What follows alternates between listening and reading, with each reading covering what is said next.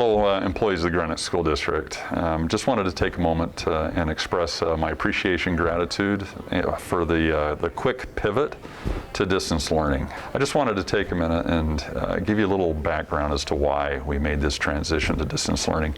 The transition to distance learning and that decision is never taken lightly. We want our students in school, but certain conditions have caused us to make this transition, and some of it is born of the transmission of Omicron specifically in our communities.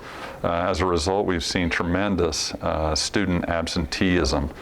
Was visiting with an elementary school that saw about a third of their students not in classes. We're working with the health department, identifying what opportunities existed, and a transition to distance learning was one way, mitigating effort to slow some of that spread down. Another issue that has been facing not only our district, but districts across and schools across the state and nation is issues pertaining to staffing shortages. In the 9 days preceding our move to distance learning, we had about 2,200 substitute requests.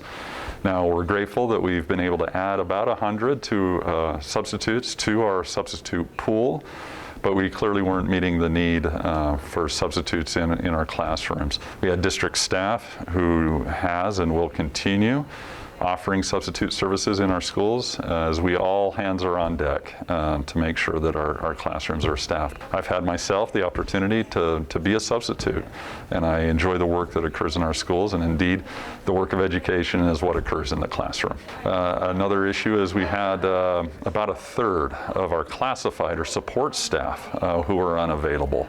And a lot of that is attributed to not just the staffing shortages generally that we experienced previous to the Omicron surge, but now that we have this surge, we are seeing many people becoming infected and needing to stay home to get healthy. We look forward to bringing students back and staff back into our schools on Monday. We'll continue to do all that we can to minimize the transmission and spread.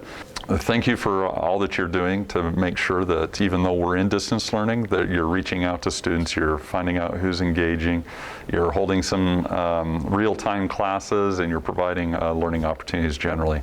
Grateful to our nutrition staff and our other support staff that are providing services even though the students aren't in the building. Thanks for all you do. We'll continue in this journey together and look forward to welcoming students and staff back on Monday.